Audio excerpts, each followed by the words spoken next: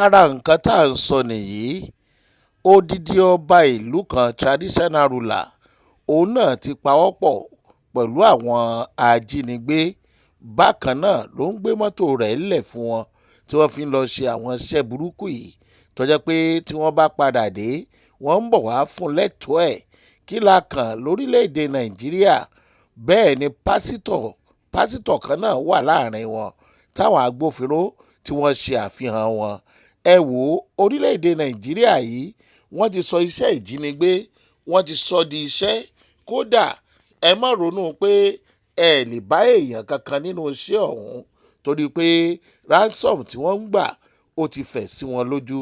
Ẹ wò ó, ẹ jájọ wo fídíò náà. Bá a bá wo fídíò náà tán ó tún kù kan tá à ń mú bọ̀ ò. Ṣé ẹ gbọ́ nǹkan tí ààrẹ sọ lórí àwọn darandaran? Mò ń bọ̀ wá sọ fún yín. Ẹ jájọ wo fídíò ọ̀hún.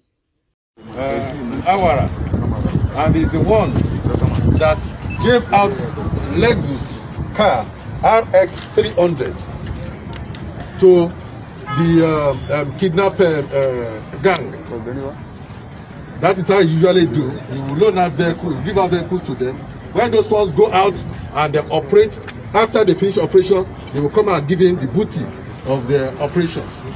But in this particular case, he got disappointed because we were able to get him.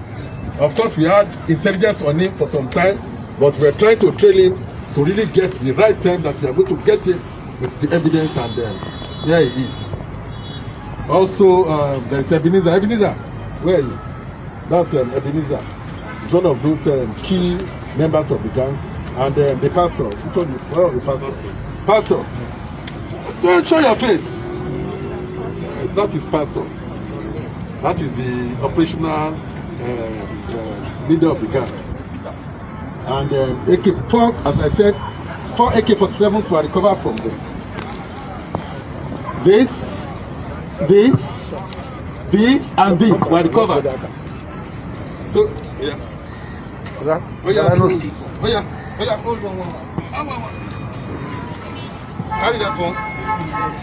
Oh yeah. Okay. No. Oh yeah, carry that one. Carry the other AK-47.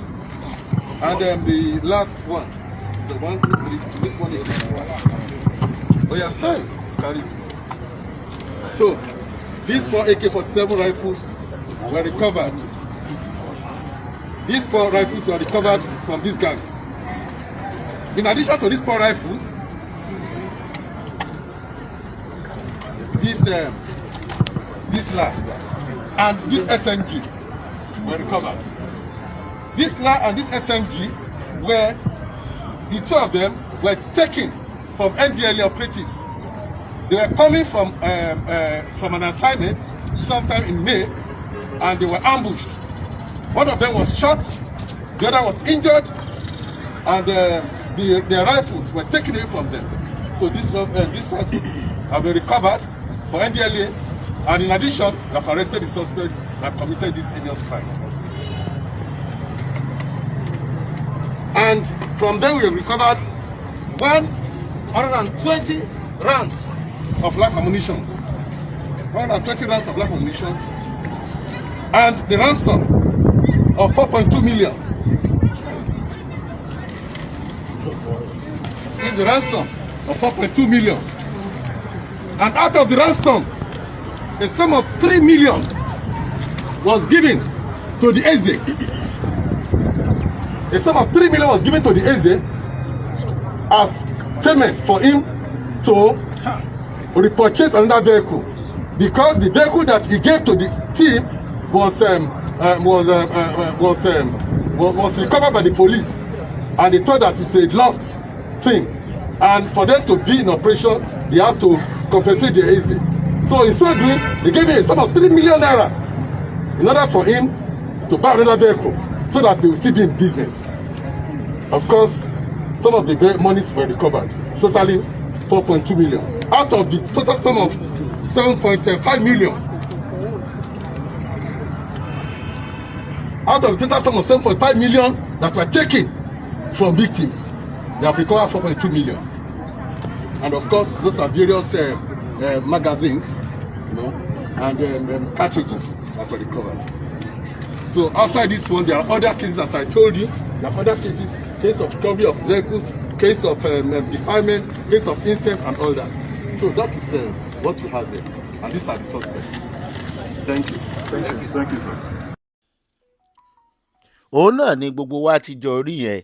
ẹ̀yin náà rí wípé àwọn ọ̀gá agbófinró ni wọ́n fi ojú wọn hàn. ṣe rí báwo tiẹ̀ lẹ ṣe rò wípé a lè ṣẹ́gun àwọn agbésùmọ̀mí àwọn ajínigbé yìí nígbà tí ọba àti pásítọ̀ tó bá ti ń wà nínú àwọn tó ń ṣiṣẹ́ aburú yìí nítorí owó. kọ́lọ́run Olódùmarè kó bá wa gbógun ti àwọn tó ń gbógun ti orílẹ̀-èdè Nàìjíríà. ààrẹ orílẹ̀-èdè yìí ti fi òpin sí dídá ẹran jẹ ní gbangba fún àwọn darandaran.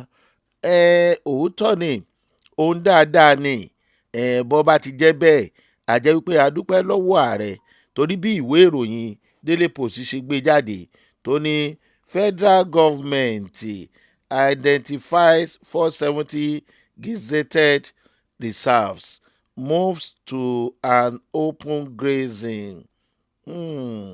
ṣe rí open grazing tí ìjọba wa sọ pé àwọn ò fẹ́ mọ̀ yìí move to end open grazing.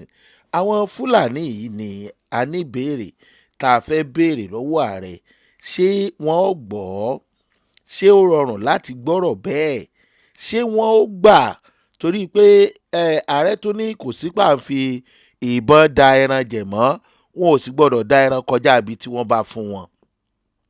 ààrẹ ti parú àṣẹ báyìí rí tí wọn ò gbọ́ tí wọn ò gbà látàrí àjẹ́ńdà tó wà lọ́kàn wọn. ìyẹn ní ẹlẹ́kejì, ó yẹ ká béèrè lọ́wọ́ ààrẹ pé níbo nílẹ̀ tí wọ́n fẹ́ fún wọn wà. ṣé ní ilẹ̀ onílẹ̀ ni wọ́n fẹ́ gbà ní ilẹ̀ ìjọba ni wọ́n fẹ́ fún wọn ni? ṣé wọn ò ṣe nílùú onílùú ni àbí wọ́n sì dúró lórí pé ọmọ Nàìjíríà náà ni wọ́n? ilẹ̀ tí wọ́n fẹ́ fún wọn yìí ṣé ní nọ́ọ̀tì nílẹ̀ náà wà ní àbí ní sáùtù ń bí? kí ló ṣe jẹ́ dandan kán da ẹran lọ́dọ̀ wa tó bá jẹ́ wípé ọ̀dọ̀ wa ni wọ́n ti fẹ́ fún wọn nílẹ̀? bíjọba bá ní ilẹ̀ lọ́dọ̀ wa ń bí nílẹ̀ Yorùbá tó bá fẹ́ fún wọn, kí ló dé tí ò fún wọn nílẹ̀ tí àwọn ìjọba náà ní lọ́dọ̀ wọn kán lè máa da ẹran jẹ ńbẹ̀? torí ewu tó wà ńbẹ̀ lọ́jọ́ iwájú la fi ń sọ bẹ́ẹ̀ o. kán fún wọn jù bẹ́ẹ̀ lọ, wọ́n yìí máa tún padà wùwà ọwọ́ wọn torí wọ́n ní nǹkan míì lọ́kàn. àti pé ṣé wọ́n fẹ́ máa sanwó ilẹ̀ yìí ni? ṣé wọ́n fẹ́ rẹ́ǹtì ẹ̀ ni? àbí ta ni wọ́n fẹ́ gba ilẹ̀ yìí lọ́wọ́ ẹ̀ tí wọ́n fẹ́ gbé fún àwọn Fúlàní? ọ̀rọ̀ dáadáa ni pé ààrẹ ti gbẹ́sẹ̀ lé ká máa dáran jẹ kí wọ́n má bàa máa mú ìjà wáyé níbi tí wọ́n bá ti ń da ẹran nínú oko olóko. ṣùgbọ́n ilẹ̀ tíjọba fẹ́ fún wọn yìí 470 gazetted reserves ṣèjọba ló ní? níbo níjọba ti fẹ́ fún wọn? ṣé nílùú onílùú tí wọ́n ti ń gbé wọn pa? wọ́n lè sọ pé àwọn ò ń ṣe báńdíìtì, ṣùgbọ́n àjọ àgbáyé pàápàá jùlọ Amẹ́ríkà ti sọ wípé ara báńdíìtì ni wọ́n wà nítorí ìwà ọwọ́ wọn láti ní lọ́kàn máa fìbọn da ẹran. téèyàn bá dẹ̀ ti ń gbébọn kiri náà yàtọ̀ fún ọ̀pá tí Fúlàní fi ń dàgbà màálù, a jẹ́ wípé báńdíìtì ni òun náà. ẹ já béèrè lọ́wọ́ ìjọba o, ẹ ṣé o, ṣùgbọ́n àwọn yòókù náà, àwọn ẹlẹ́lẹ́dẹ̀ wà ńbẹ̀ o, àwọn aládìẹ wà ńbẹ̀ o. kí ló dé títí àwọn Fúlàní fi yàtọ̀ sí tàwọn yòókù? ṣé gbogbo nǹkan tíjọba fẹ́ ṣe fún àwọn Fúlàní yìí wọ́n ṣe tán láti ṣe fún àwọn àgbẹ̀ oní nǹkan ọ̀sìn míì bẹ́ẹ̀? tó bá rí bẹ́ẹ̀, a dúpẹ́ lọ́wọ́ ìjọba ààrẹ Bọ́lá Ahmed Tinubu. ọ̀pọ̀lọpọ̀ lè máa rò wípé ibi pẹlẹbẹ la ti mú ọ̀lẹ̀ jẹ kí wọ́n tiẹ̀ bẹ̀rẹ̀ ńbì kan, ṣùgbọ́n bí tá a ti bẹ̀rẹ̀ tá a ti ṣubú ẹ mọ̀jà bẹ̀rẹ̀ ńbẹ̀. ibi tá a ti bẹ̀rẹ̀ tí ó padà àdé wàhálà, ẹja tètè wò ó ohun tó dáa làárẹ̀ ṣe, ṣùgbọ́n ẹ mọ̀ jẹ́ kó jẹ́ nílùú onílùú torí àwọn ẹni yìí bá a bá ti ń gé wọn lọ́wọ́ ni wọ́n mọ̀ bọ̀ ká. tẹ́ ẹ bá fún wọn ní bus stop kan wọ́n á sọ di mẹ́rin, yóò sì padà máa di pé wọ́n ń wọ̀ gbòòrò wá, wọn ò ní gbọ́rọ̀ síjọba lẹ́nu tàbí agbófinró, wọn ó sì tibẹ̀ náà máa fa wàhálà bákan náà ni. Ẹ jẹ́ kó ní kálukú wà láyé ààrẹ, kó ṣiṣẹ́ rẹ̀ láyé ààrẹ, kí ìjọba má náwó aráàlú lórí àwọn tó ń ṣiṣẹ́ ara wọn.